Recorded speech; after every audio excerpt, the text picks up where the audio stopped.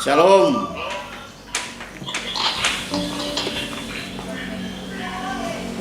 Selamat siang adik-adik. Terus dapat dengar dorong visual ya. Jadi biar baca di dalam. Siang hari ini Bapak akan memberikan materi secara umum untuk kelas 7, kelas 8 dan kelas 9. Karena itu mungkin adik-adik kelas 7 8 Bapak tidak pernah masuk dalam kelas, tapi mengajar di kelas 7 8 hari ini karena materinya umum.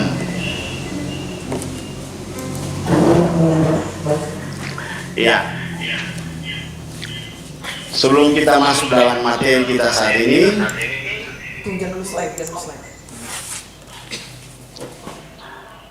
ada hal yang mau disampaikan kepada adik-adik sekalian bahwa kita berada pada realita yang sekarang kita rasakan, pembelajaran secara online. Dan ini tidak diprediksi dari awal. Bayangkan untuk pembelajaran seperti ini kita belajar dari rumah dan ini tidak dijangkau oleh semua siswa, 1000 sekian siswa. Hanya ada beberapa ratus orang siswa yang bisa dijangkau dengan program ini. Karena itu seberapa yang ada ini, mari kita mengikuti bersama-sama pembelajaran khususnya PAK, Pendidikan Agama Kristen.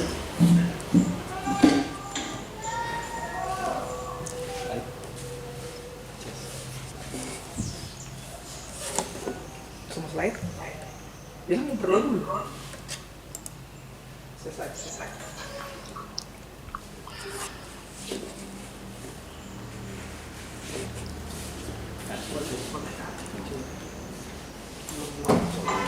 Ya, sebelum kita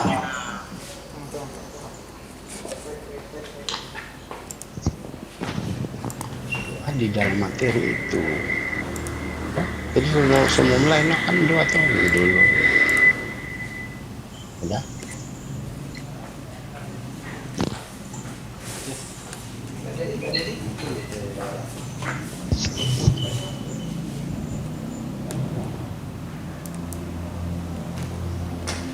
Ya, sebelum kita memulaikan pembelajaran ini, kita menyanyi lebih dulu, bawakan satu tembang pengharapan kita bersama.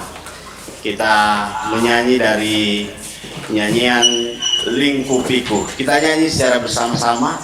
Ada pengiring kita yang disewa dari Belanda.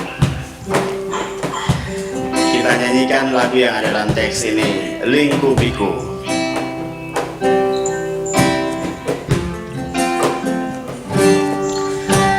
Lingkupiku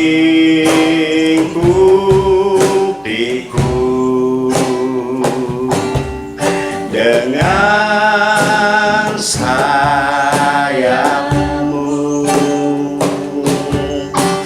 naungiku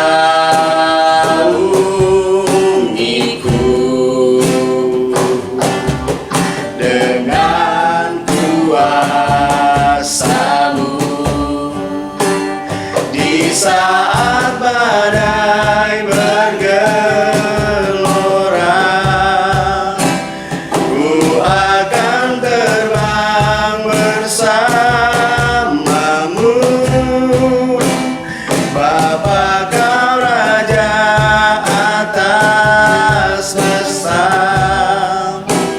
Ku tenang sebab kau Allahku. Ya, sekilas kita lihat lagu ini, tembang pengharapan ini, bahwa kita berada dalam kondisi dan situasi di mana Tuhan tetap bersama-sama dengan kita. Karena itu, sebelum kita memulai belajar, mari kita satu dalam doa, kita berdoa. Terpujilah Engkau Tuhan Allah yang mengasihi dan mencintai kehidupan kami. Khususnya pada hari ini, di jam saat ini kami boleh lagi ada belajar tentang Engkau dalam pembelajaran pendidikan agama Kristen. Biar kami diberi kekuatan, diberi kesehatan, agar supaya Tuhan kami mampu memahami, bahkan kami boleh melakukannya dalam kehidupan kami setiap hari. Tuntun dan pimpin anak-anak yang boleh belajar di rumah, bahkan orang tua di tengah-tengah situasi dan kondisi sekarang ini. Hanya kepadamu Tuhan kami berdoa, kami memohon di dalam nama Tuhan Yesus. Amin.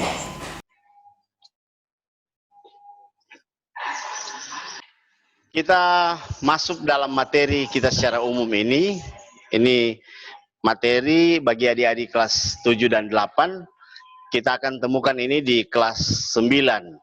Ini juga mungkin kita sudah belajar di SD dan di kelas 7, 8 ini kita belajar secara umum. Minimal ada pembelajaran bagi orang bahwa materi tentang pengajaran Yesus telah kita terima pada waktu di SD, juga kelas 7, kelas 8, kita boleh ikuti secara keseluruhan.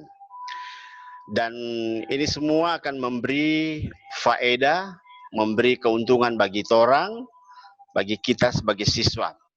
Apalagi tujuan pembelajaran kita adalah bagaimana siswa mampu melakukan dalam pemahaman tentang garam dan terang dunia itu, terutama di dalam kondisi konteks kehidupan sekarang ini.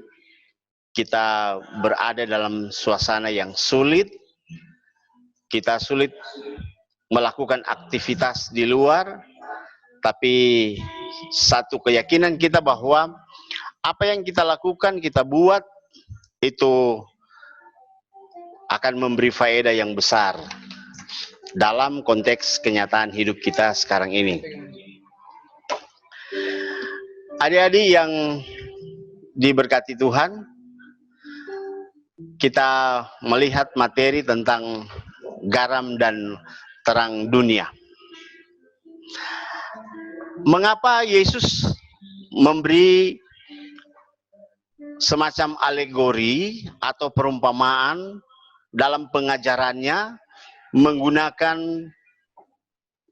bahan-bahan, alat, atau segala sesuatu yang ada di dekat kita? Yesus selalu menyampaikan pengajarannya menggunakan media yang berdekatan langsung atau berkaitan langsung dengan kehidupan kita. Ambil contoh, Yesus menyatakan bahwa Dia adalah air hidup, Dia adalah gunung batu, Dia adalah roti hidup. Bahkan ada pengajaran-pengajaran yang lain yang Yesus sampaikan kepada murid-muridnya. Ini supaya para murid mengerti, kemudian memahami apa maksud dari pengajaran itu. Nah, sekarang kita melihat Yesus menyampaikan pengajarannya, yaitu tentang garam dan terang dunia. Yang pertama, kita melihat bahan Alkitab yang menjadi rujukan untuk kita belajar hari ini, yakni Matius pasal 5 ayat 13 sampai 16. Matius pasal 5 ayat 16, ayat 13 sampai 16. Sekali lagi, Matius 5, kita buka, adik-adik yang ada bawa Alkitab, kita buka dan mari kita membaca secara bersama-sama. Matius pasal 5 ayat 13 sampai 16. Sudah semua? Ya, mari kita membaca bersama-sama dari Matius 5 ayat 13 sampai 16. Begini kata firman Tuhan. Kamu adalah garam dunia. Jika garam itu menjadi tawar, dengan apakah ia diasinkan? Tidak ada lagi gunanya selain dibuang dan diinjak orang. Ayat 14. Kamu adalah terang dunia. Kota yang terletak di atas gunung tidak mungkin tersembunyi. Ayat 15. Lagi pula orang tidak menyalakan pelita lalu meletakkannya di bawah gantang, melainkan di atas kaki dian, sehingga menerangi semua orang di dalam rumah itu. Ayat terakhir. Demikianlah hendaknya terangmu bercahaya di depan orang, supaya mereka melihat perbuatanmu yang baik dan memuliakan Bapamu yang di sorga. Itu bacaan Alkitab yang menjadi rujukan kita dalam pembelajaran saat ini. Adik-adik sekalian, kita melihat dulu tentang garam. Ada materi di sini sedikit. Arti garam dunia di zaman dahulu, garam berkaitan erat dengan kehidupan manusia. Memberi rasa pada makanan, memperlambat pembusukan, pengawetan, bahkan sebagai obat. Dan garam ini sangat erat kaitannya dengan kehidupan sehari-hari. Jadi dalam kenyataan hidup kita, orang boleh lihat itu fungsi garam. Mungkin kita boleh belajar kalau di IPA biasanya kan ada pembahasan tentang fungsi garam atau apa itu garam, ya rumusnya bagaimana dan sebagainya. Tapi kita tidak melihat itu. Kita melihat bahwa garam ini mempunyai fungsi yang katakanlah vital dalam kehidupan manusia. Jadi kalau orang hidup tanpa garam, ya mungkin terasa hambar. Dan garam juga dia harus seimbang dalam konteks hidup hari-hari. Jadi misalnya kalau kamu makan nasi satu leper, garam satu piring, tabal itu tak putar. Berarti ya dirasa sudah tidak enak. Bahkan itu tidak baik untuk kesehatan. Garam sedikit memberi manfaat. Itu tadi disebutkan memberi rasa dan sebagainya. Kemudian dalam tradisi zaman dahulu, tradisi manusia zaman dahulu, garam berfungsi sebagai pengawet dalam tubuh orang yang sudah meninggal pada suku bangsa tertentu. Jadi kalau orang lihat tuh di Mesir biasanya ada mumi, ya, mayat yang dijadikan mumi, ada rempah-rempah khusus yang dibuat, salah satunya adalah garam, ya. Kemudian yang terakhir dapat kita bayangkan jika manusia hidup tanpa garam, manusia akan merasa hambar lalu sakit. Tapi jika berlebihan juga tidak baik. Adik-adik sekalian, dalam konteks pengajaran Yesus tentang garam dunia, mau mengajarkan bahwa sebagaimana fungsi garam dalam kehidupan manusia, maka kita sebagai murid Tuhan Yesus diajak, dihimbau, bahkan diperintahkan oleh Yesus untuk menjadi garam. Maksudnya adalah supaya manusia dapat menjadikan ya sesama kita, orang-orang yang ada di sekitar kita,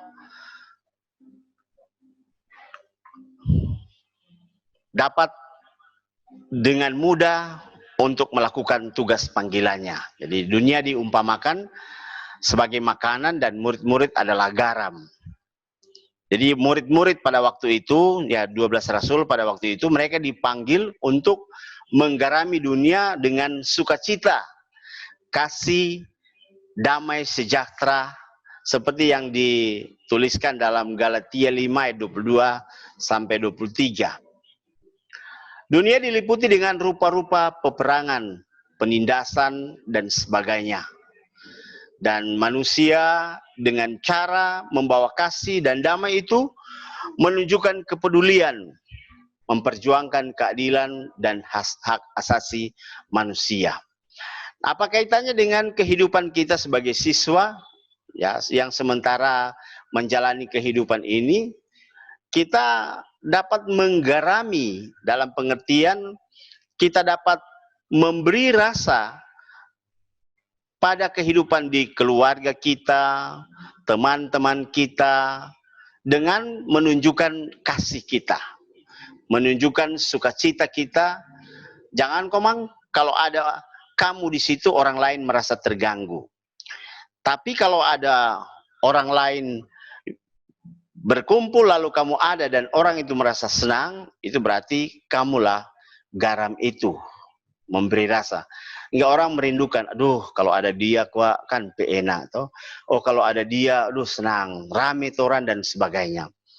Tapi jangan kalau kehadiran kamu ya tidak memberi rasa, bahkan orang pastiu, benci dan sebagainya, itu berarti kamu tidak menjadi garam. Nah, konteks inilah yang orang mau belajar bahwa di tengah-tengah situasi dan kondisi sekarang ini, kita diperintahkan untuk menggarami. Jadi kalau di dunia seperti ini, kita diperintahkan untuk menggarami, jadi mengawetkan. Jadi di rumah kalau ada ikan, so pasti mesti simpan, mesti taruh garam. Itu memperlambat pembusukan. Di rumah kalau orang tua marah-marah, ya kalau kamu jadi garam, kamu mampu untuk menyampaikan secara baik dan sebagainya. Jadi kita diajak untuk memiliki rasa yang sungguh-sungguh dapat membuat orang diliputi dengan kasih dan diliputi dengan sukacita. Ya, demikian. Kemudian yang kedua, yang berikut adalah Yesus menyampaikan bahwa dia adalah terang dunia. Semua orang sangat menyukai terang. Ada yang bilang bahwa gelap adalah tempatnya iblis. Padahal ketika diciptakan dunia ini, Tuhan memisahkan terang dari gelap. Tapi ada teori-teori yang bilang begini, ada para ahli orang bilang begini bahwa gelap itu adalah ketiadaan terang. Ya, jadi tidak ada yang gelap kalau terang itu ada. Nah, karena itu Yesus mau mengajak murid-muridnya supaya mereka paham betul fungsi terang itu apa. Nah, dalam materi kita lihat bahwa terang sangat dibutuhkan dalam kehidupan manusia. Jika tidak ada terang dunia, kita berada dalam keadaan gelap gulita atau kegelapan. Yesus menyampaikan pengajarannya bahwa akulah terang dunia. Barang siapa mengikut aku, ia tidak akan berjalan dalam kegelapan, melainkan ia akan mempunyai terang hidup. Itu pengajaran Yesus. Para murid dipanggil untuk menerangi, ya, para murid dipanggil untuk menerangi dunia yang diliputi oleh kegelapan dosa. Ya, jadi paling inti itu. Nah, murid pada waktu itu 12 rasul kemudian mengajarkan kepada orang semua sebagai murid bahwa kita menjadi terang yang sesungguhnya kepada sesama kita yang hidup dalam kegelapan. Bukan orang dah hidup di dunia yang gelap, orang bawa apa dia pergi di terang, bukan seperti itu. Tetapi maksudnya adalah melalui tindakan kita yang nyata, melalui ungkapan-ungkapan kita yang nyata, kita mampu untuk boleh menerangi mereka. Minimal kalau dalam kehidupan remaja, seperti usia kalian sekarang, kalian mampu untuk menyampaikan bahwa ini yang harus orang buat, ini yang harus orang baking. Hal-hal yang positif, yang menyenangkan, itu yang lebih berguna, dan itu yang mampu menggeser kegelapan dalam kehidupan setiap hari. Jadi dalam konteks ini ada firman Tuhan. Rasul Paulus bilang dalam Efesus 5 ayat 8 sampai 10, memang kamu adalah kegelapan, dahulu kamu adalah kegelapan, tetapi sekarang kamu adalah terang di dalam Tuhan. Sebab itu hiduplah sebagai anak-anak terang. Karena terang hanya membuahkan kebaikan, keadilan, kebenaran, dan ujilah apa yang berkenan kepada Tuhan. Ini pengajaran Rasul Paulus tentang terang itu sendiri. Dan kita memahami bahwa Yesus Kristus adalah terang itu. Kalau kita menjadikan Yesus itu sebagai satu-satunya ada dalam kehidupan dunia masa remaja ini, maka kita akan bercahaya, bercahaya, memancarkan cahaya terang kepada sesama. Dan ada contoh-contoh, misalnya terang, jangan ikut seperti katanya terang lampu listrik, nanti kalau PLN mati, dia juga mati. Jangan ikut seperti cahaya lampu senter, kalau baterainya swak, berarti dia tidak akan nyala dengan baik. Tapi ada satu terang yang menggambarkan terang Yesus Kristus, adalah cahaya terang lilin yang memancarkan cahaya, tapi lama-kelamaan dia lebih habis. Artinya dia berkorban untuk memberikan cahaya kepada orang yang ada dalam kegelapan. Dan mari orang sebagai remaja menjadi lilin-lilin di masa kini untuk bercahaya, menerangi semua kegelapan yang ada di sekitar kita, ada dalam rumah kita, ada dalam pergaulan kita, ada dalam situasi kondisi apapun. Itu supaya kegelapan boleh dapat disingkirkan dan kita hidup menjadi terang bagi sesama. Ya, adik-adik sekalian, sampai di sini materi kita hanya membahas dua bagian ini, yakni garam dan terang. Dan kita dimungkinkan untuk memahami konteks ini bahwa untuk menjadi garam dan terang tidak semudah kita mengucapkannya. Tetapi menjadi garam dan terang kita lakukan, kita buat dalam konteks sekarang ini. Orang bilang konteks kekinian.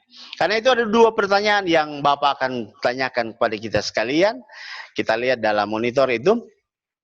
Pertanyaan pertama, bagaimana kamu menjadi garam dan terang dunia di tengah keluargamu? Lalu yang kedua, pertanyaan kedua, apa tindakanmu berkaitan dengan menjadi garam dan terang dunia dalam konteks sekarang ini, yaitu mewabahnya virus COVID-19. Berikan contoh. Jadi pertama, bagaimana kamu menjadi garam dan terang dunia di tengah keluargamu? Kita jelaskan. Kemudian apa tindakan kamu berkaitan dengan menjadi garam terang dunia dalam konteks sekarang ini, yaitu mewabahnya COVID-19. Silakan kita menyampaikan tanggapan, jawaban dari dua pertanyaan ini. Siapa yang bisa mengajukan angkat tangan dan menyampaikan jawaban dari dua pertanyaan ini. Silakan. Siapa yang lebih dulu? Ya, silakan. Dalam surga ku beri terima kasih.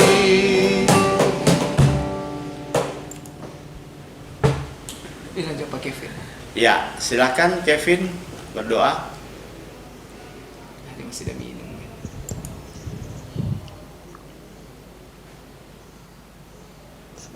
Dapat bilang dulu. Ya, silakan Kevin berdoa. Iya, Kevin berdoa. Sudah kedengaran, ya. Oke. Silakan. Masa kita Doa penutup ya. Iya. Doa penutup ya selesai belajar. Iya. Ayo ya. Iya, saya Iya. boleh Kevin, cuma anak Kevin. Cuma di sini. Kevin satu-satunya. Ya, silakan. Semua ambil sikap berdoa. kita satu dalam doa, kita berdoa. Terima kasih Tuhan, tadi kami sudah belajar agama tentang garam dan terang dunia. Biarlah pelajaran itu bisa masuk dalam pikiran kami dan bisa kami praktikkan setiap hari. Berkati Bapak Roy yang sudah mengajar kami, berkati dia, berkati kami semua, lindungi kami semua. Ampuni salah-salah kami Tuhan, haleluya, amin. Iya, amin.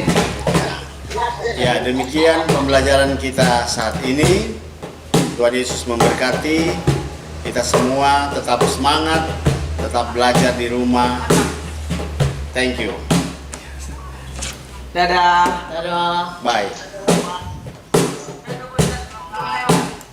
Halo, OTW halo.